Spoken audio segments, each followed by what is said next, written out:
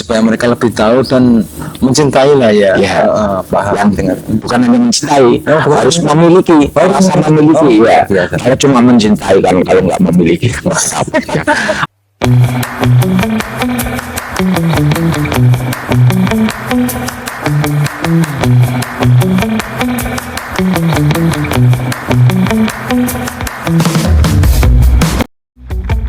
Arupa Podcast.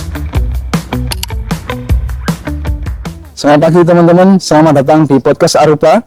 Di sini saya bersama Pak Kambang sebagai penggiat mangrove dan sebagai pengelola KTH Pansela dan juga sebagai anggota dari Forum KAE Kawasan Ekosistem Esensial Lahan Basah Muara Kalijo.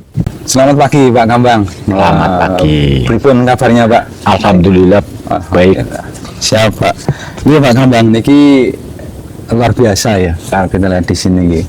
Tapi mungkin sebelum kita ngobrol lebih banyak Pak Kambang, ya, awalnya mungkin ini bisa diceritakan sejarah Pak Kambang gitu, dari kecil seperti apa, kemudian kok sampai di sini gitu, kira-kira pripun Pak? Saya lahir itu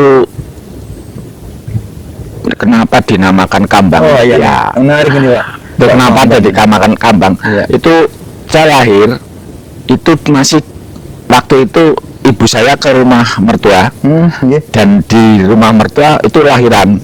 Itu nyebrang pakai perahu.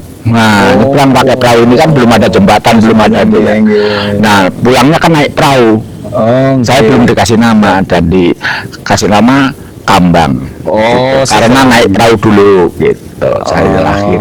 Siap. Dan saya lahir juga di sini di tepi hutan mangrove ini. Oh iya Pak. Iya.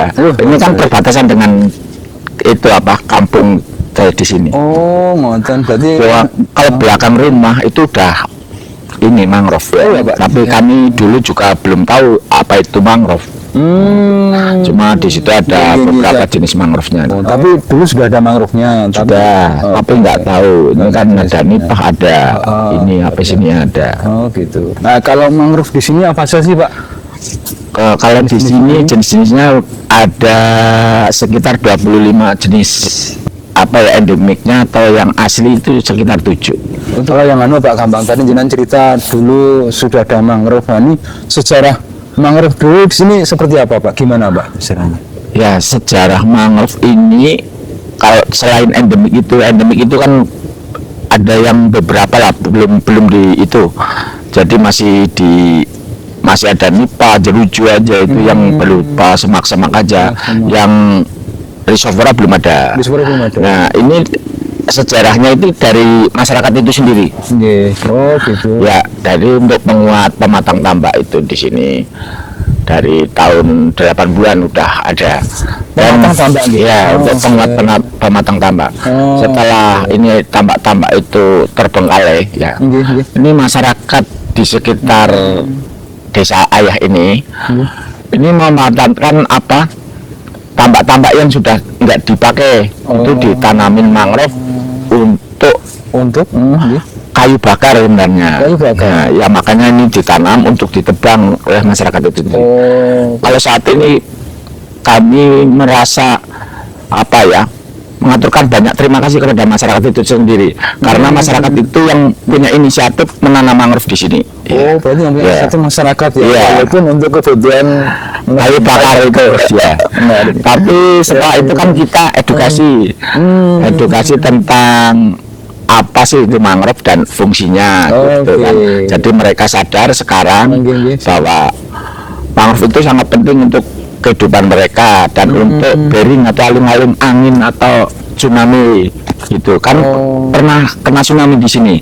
Ada tsunami Pangandaran 2006. Terdampak juga.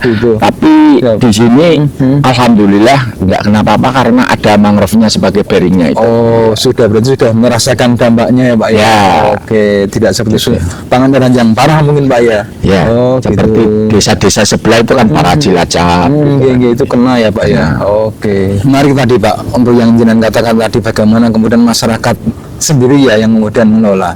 Terus setelah masyarakat menanam itu apakah dirawat atau dibiarkan saja Pak Kambang atau gimana itu? Ya, setelah masyarakat itu kan untuk ditebang kan, untuk apa keperluan masyarakat, untuk kayu bakar, pengolahan untuk gula merahnya itu. Untuk gula merahnya. Ya. Dan pada tahun 2010 kita 2008-2010 kita masuk ke sini. Kita masuk ke sini untuk memberi edukasi biar mangrove itu jangan ditebang. Ya, jangan ditebang dan apa bisa untuk bearing atau manfaatnya mangrove apa itu bisa digunakan di sini. Di pemanfaatnya itu mangrove. Gitu. Kok Pak Kambang punya keinginan untuk menyadarkan mereka, mengedukasi mereka? Kira-kira apa Pak? Semangatnya apa Pak? Kira-kira. Yang jelas kami kan hidup di tepi pantai ya. Kita sudah mengalami tsunami itu sendiri. Dan karena mangrove itu kita terhindar dari bahaya tsunami itu sendiri. Juga apa sebelum ada mangrove yang tinggi-tinggi seperti ini angin itu cukup kencang di sini. Gitu. Ya, jadi untuk aling-aling atau angin itu sendiri. Siap.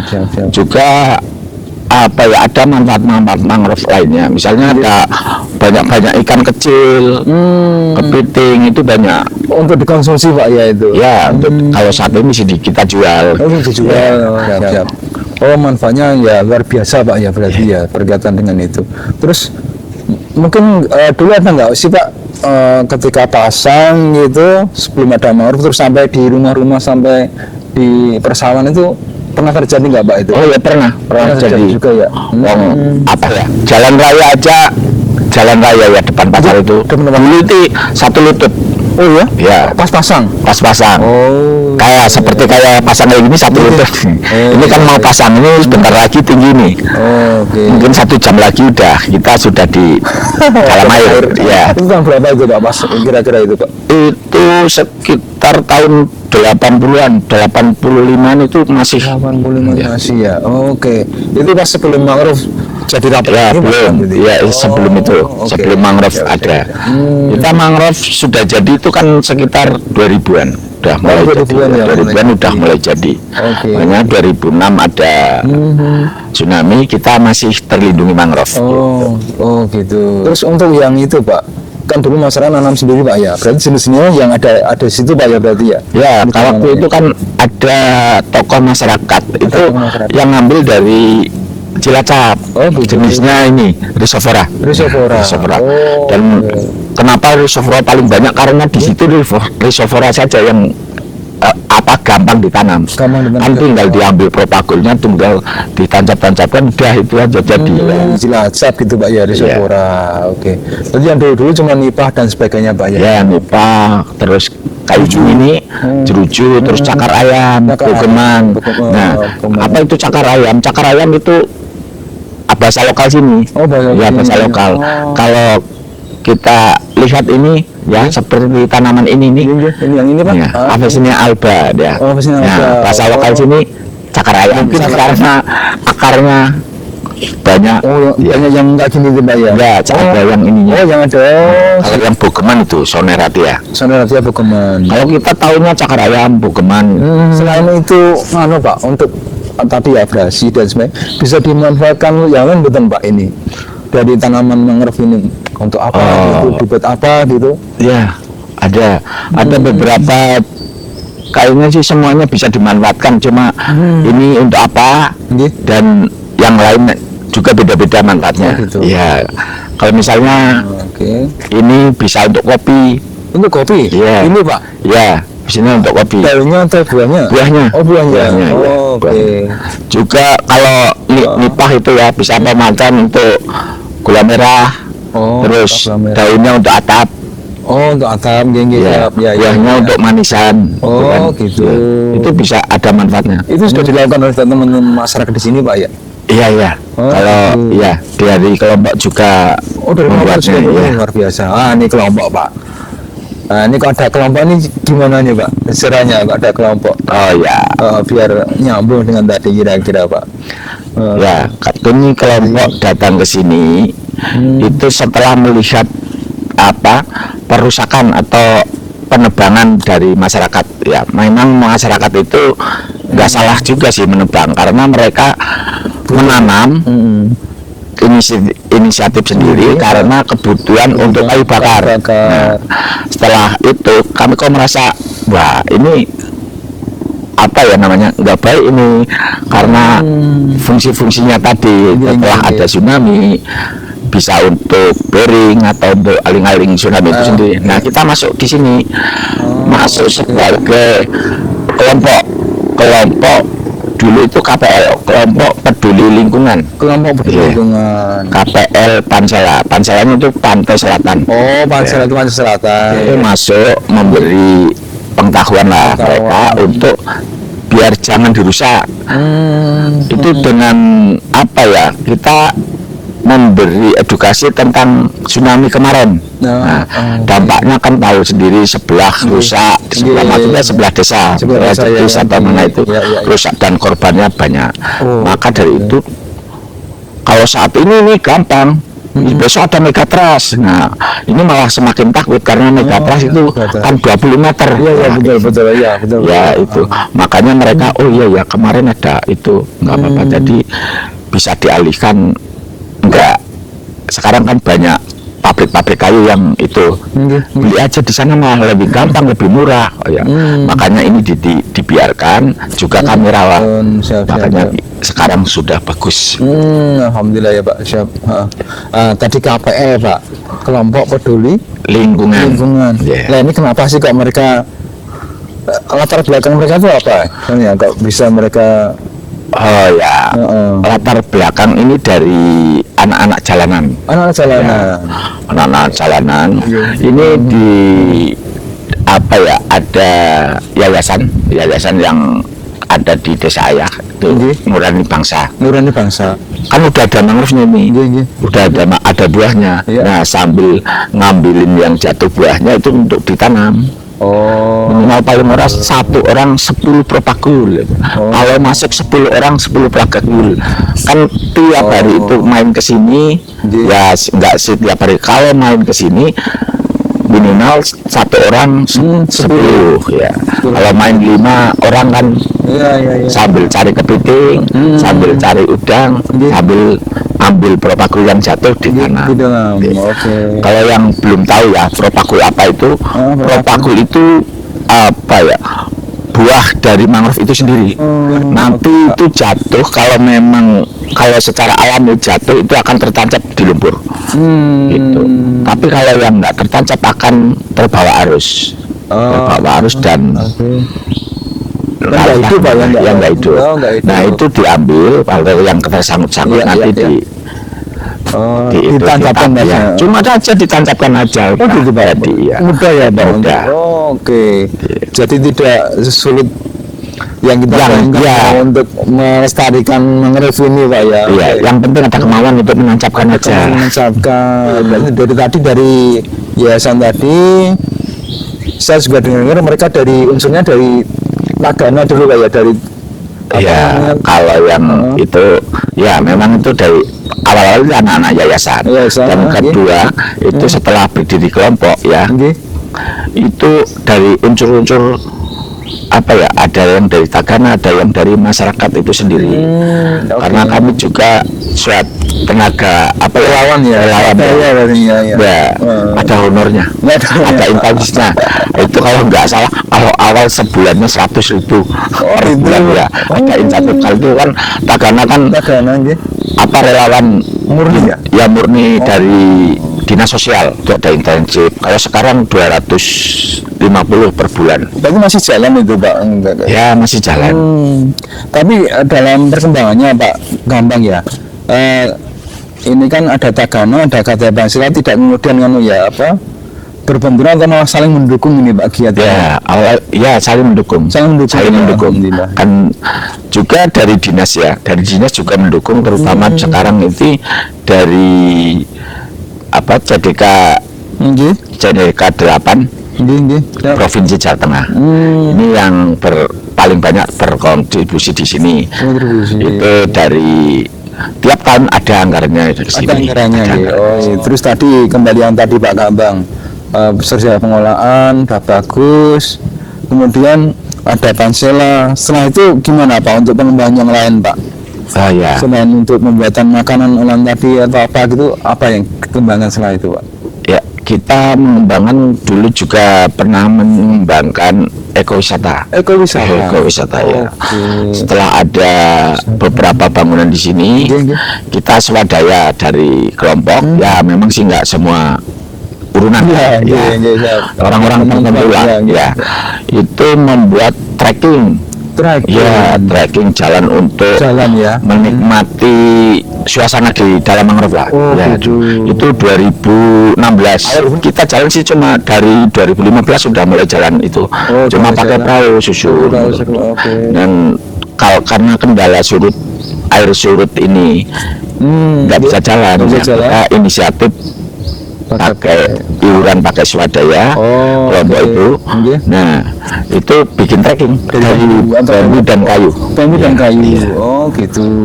Jadi tiangnya kayu, itunya dulunya bambu, itu kan bambu kan agak panjang juga kita tuh. Punya campuran bang. Awal-awal kan kita modalnya nipis. Iya, luar biasa tapi Pak untuk bisa mau berswadaya tadi Pak ya. Jadi seberapa jauh atau seberapa yang dibuat trekkingnya itu Pak? Kurang lebih dulu itu 400 meter. 400 meter. Iya. Setelah itu kan rame booming kan. Rame pengunjung sampai pokoknya lumayan lah. Setelah timbul ekonomi, kita miskomunikasi dengan Pemda. Dan sebenarnya dengan Pemda itu kita ada masukan.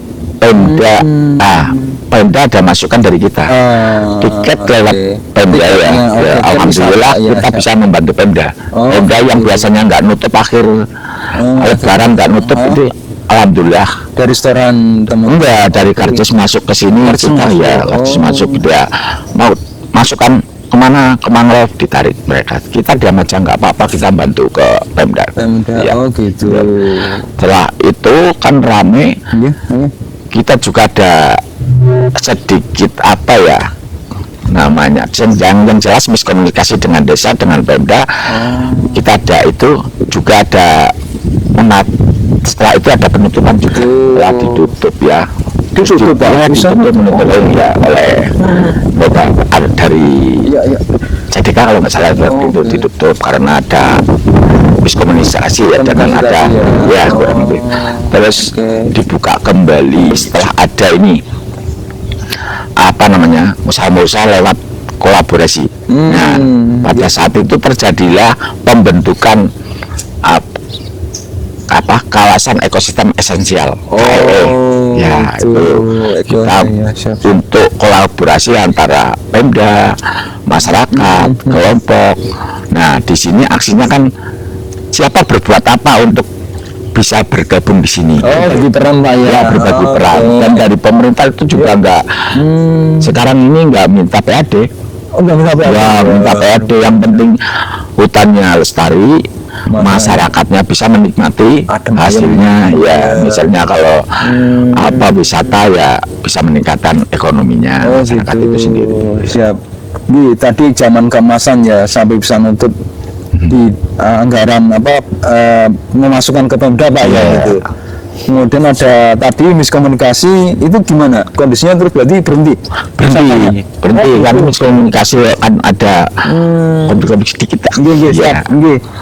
Sedikit aja masa kita terus makannya kita biar kolaborasi bisa kerjanya apa ini udah pembagian itu biar akur itu dibentuklah KEE Forum setelah tahun 2020 kita disahkan oleh gubernur kita waktu itu masih Ganjar Pranowo, Bapak Ganjar.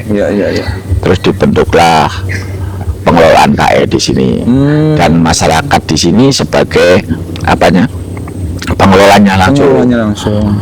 Nanti ada biaya-biaya dari dinas-dinas masuk ke sini. Atau dari CSR masuk ke sini untuk membangun. Terus kita berada di di divisi konservasinya. Kalau ketua pengelolanya langsung dari dinas CDK, CDK 8 Provinsi Tengah. Kalau koordinator di wisatanya dari Pemda juga, dari Dinas Pariwisata dan yang di lapangan BUMDes. Kita membantu BUMDes. Oh, kita membantu BUMDes di sini. Iya. Oke, siap. Setelah ditetapkan sebagai tadi yang namanya KEE Pak ya, Pak, ya. Konservasi. Itu terus kegiatannya wisata masih jalan atau Ya, masih jalan, cuma jalannya jalan di tempat. jalan di tempat? Kalau yang ini Pak, yang berapa tahun terakhir mungkin, apakah ada lagi wisatawan masuk atau semacam ini fungsinya selain untuk wisatawan untuk apa sih Pak itu? Oh ya, selain untuk wisata tetap ada. Kalau wisata-wisata umum misalnya beberapa orang masuk, kita masuk gratis. Yang kemarin-kemarin tadi. Siap. Nah, yang ini ada juga untuk penelitian dari mahasiswa, misalnya dari Unsur Purwokerto, terus UNES ada juga. Oh gitu. Terus UNS Solo juga, UGM juga, banyak juga. Oh gitu. Juga dari Karawang atau gitu. Ya. Juga bikin skripsi atau tesis ada. Oh gitu ya. Siap. Iya, menarik. Jadi orang luar masuk ke sini meneliti gitu Pak ya tentang bagaimana mangrove dan sebagainya. Kira-kira ke depan Pak untuk wisata ini akan diapakan ini dengan apakah akan sama tadi ada wisata yang publik tadi atau ada yang wisata minat khusus yang tadi ke penelitian atau gimana Pak? Oh ya, yang ke depan kita kan sudah berkolaborasi dengan BUMDes di ini. BUMDes ya? Ya, rencananya kayak gitu. Jadi ke depan tetap kita pengen jalan yang yaitu untuk wisata edukasi atau wisata minat khusus untuk anak-anak sekolah atau untuk penelitian dari mahasiswa-mahasiswa. Kalau untuk umum ya enggak apa-apa sih. Cuma yang kita batasi lah. Bukan kita mendatangkan pengunjung sebanyak-banyaknya, tapi kita batasi ya supaya nggak rusak mungkin karena kita mengingat di sini kan masih banyak sampah kiriman juga nanti sama sampah pengunjung itu kan kita ada mungkin nanti kita rancang ada SOP-nya akan dirancang SOP-nya luar biasa ya untuk menjaga tadi kelestariannya Pak ya tidak terrusak tadi ya oleh pengunjung ya. Ya. Kalau yang tadi untuk edukasi ke anak-anak SD, SMP itu tujuannya apa sih, Pak? Ya, biar ini menunjang dari pemerintah tentang geopark atau tentang kurikulum merdeka yang ke P5 gitu kan. Ya. Proyek penguatan profil pelajar Pancasila itu kan kita mengenalkan lingkungan kepada mereka. Apa sih fungsinya? Nah, apa sih manfaatnya? Apa kegunaannya? Apa aja? Itu kan. Terus letaknya di mana ini? Itu kan kita masyarakatnya anak-anak sekolah harus mengenal itu. Harus mengenal. Iya, supaya mereka lebih tahu dan mencintai lah ya. Paham dengan bukan hanya mencintai, harus memiliki, rasa memiliki Kalau cuma mencintai kan kalau nggak memiliki harus merasa memiliki. Gitu ya. Kalau nggak dari awal, itu nggak akan dalam. Itu anak-anak SD. Anak SD ya, dari situ ya tahapannya supaya mereka paham. Menarik sekali Pak. Jadi ya mungkin ke depan itu akan digarap secara serius juga Pak karena selain apa tadi kita harus mengeluarkan informasi ya lingkungan kita harus terjaga juga. Siapa lagi yang kalau kita yang melakukan dan anak-anak kecil tadi sebagai generasi penerus kita Pak ya kira-kira. Ya dari usia dini biasanya dari PAUD sampai SD. Ya kalau bisa SMP SMA masuk bisa tidak di SOP memang diperlukan Pak besok Pak supaya nanti tetap terjaga kemudian juga secara kurikulum edukasi juga masuk di situ Pak ya. Kemudian yang ini Pak kira-kira nih Pak tantangannya apa sih Pak kalau di sini Pak? Tantangan untuk kelestarian mangrove untuk kelembagaan KTH Pancasila sendiri itu seperti apa Pak tantangannya Pak kalau jenengan melihat? Ya kalau tantangan sih yang jelas tantangan itu dari diri kita sendiri. Ada kemauan enggak itu kan?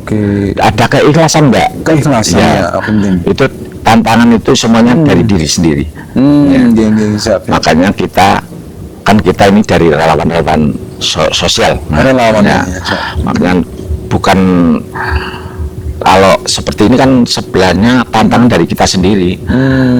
Kita mau nggak sih membangun itu? Nah, makanya kita bikin kelompok, diarahkan supaya lebih baik ke depannya. Itu tantangan yang itu dari kita sendiri. Kalau tantangan dari pihak-pihak luar itu gampang, itu cuma ya? perusahaan kita jaga, gitu kan. Yang paling berat tantangan itu dari diri kita sendiri. Kita mau nggak? Kita ada, betul. Itu enggak niatan. Ini banyak sosialnya, ya kan? Terus selain itu Pak, mungkin tantangan dari tambak dan sebagainya itu ada nggak Pak? Kalau sekarang sih nggak ada ya. Sekarang nggak ada. Sekarang tambak itu udah itu sih. Udah itu. Yang jelas tantangan ini sampah mungkin ya, sampah masuk ya. Itu yang banyak itu sampah rumah tangga. Sampah rumah tangga yang di atas itu kan ada beberapa anak sungai. Ini kan dari Cilacap, dari Banyumas, dari Kebumen sini kan. Itu yang saya pernah susur itu, sering kali susur. Sekarang kalau masuk ke Banyumas sudah nggak bisa. Kalau ke yang ke Cilacap sih ada damnya, ada tutupnya. Kalau kita masuk ke Banyumas, perahunya udah nggak bisa. Di situ apa ya? Menumpuk sampah-sampah. Rumah tangga yang dibungkus plastik itu. Ada juga yang kasur, bantal gitu. Kalau yang dibungkus plastik mesti itu ya. Sampah itu.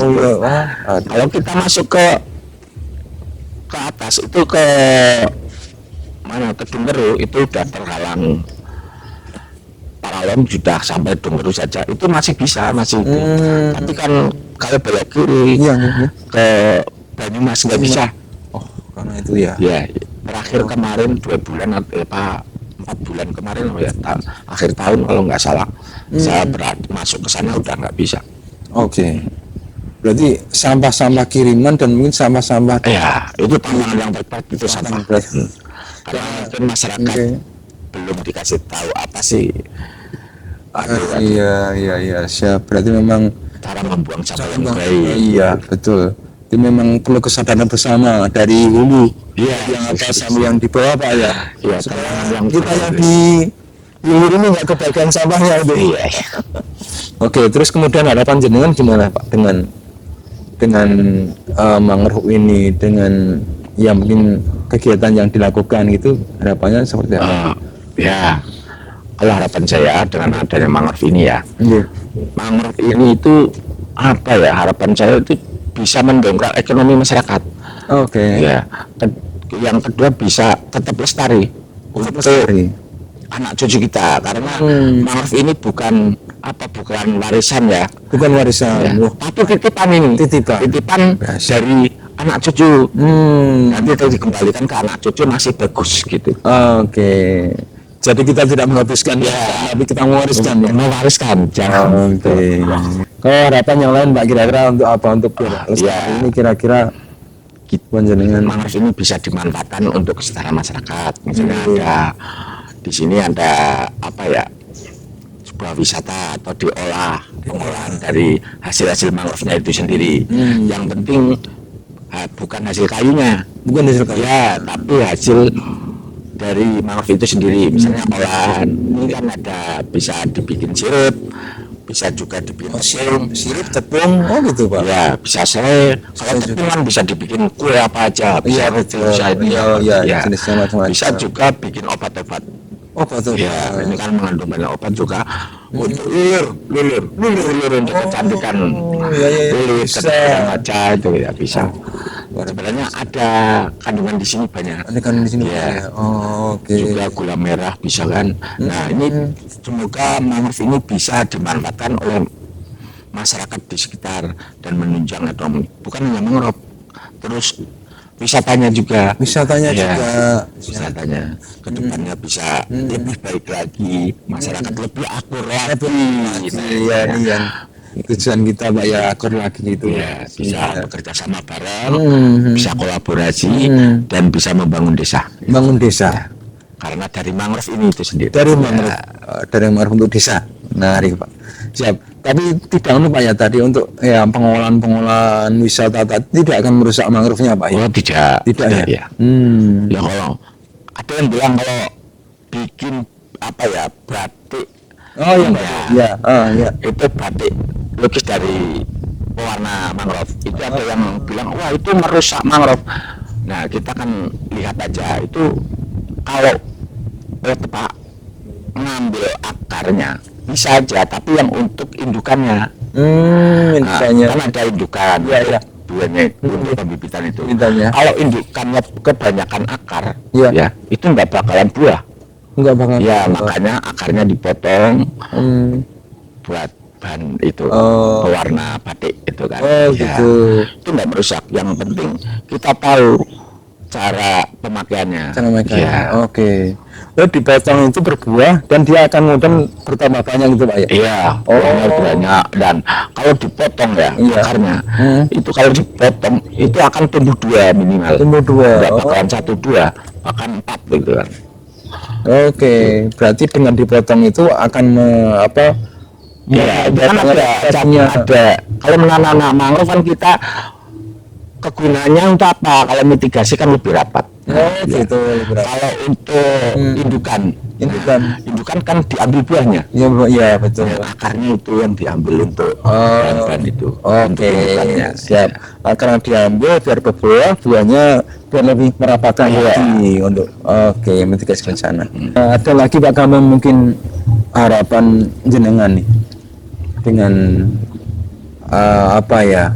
Tadi ya sudah bersatunya para pihak wisatanya Pak mungkin Pak. Iya, pihak apa gitu mungkin apa? Ya, kami harap apa ya dari pemerintah juga mendukung lah, mendukung kami untuk lebih maju lagi di Oke. ya kalau kami apa nggak didukung dari pemerintah juga kami agak keberatan untuk ke situ.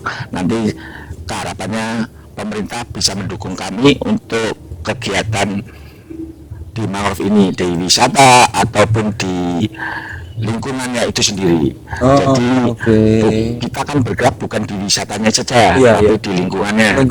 Kita tetap melestarikan, melestarikan lingkungannya itu dan menjalankan wisatanya untuk biar keberlanjutan. Oke, siap. Luar biasa. Peran-peran yang sudah dilakukan Pak Kambang dan teman-teman ya lewatkan ini ya airnya sudah naik ini. Iya. Menarik. Ya, siap. Ya mungkin itu dulu Pak Kambang. Terima kasih banyak atas informasinya kepada kami dan semoga ilmu jenengan tadi bisa disebarkan ke masyarakat lewat media ini Pak ya. Dan lebih mendorong minat bahwa untuk menjaga alam itu tidak sulit sebenarnya. Tinggal tadi kemauan dan kekerasan Pak ya. Iya. Siap. Itu dulu Pak Kambang. Terima kasih banyak atas informasinya. Sama-sama. Siapa? Natural Pak Kambang. Ya, sama-sama. Siap.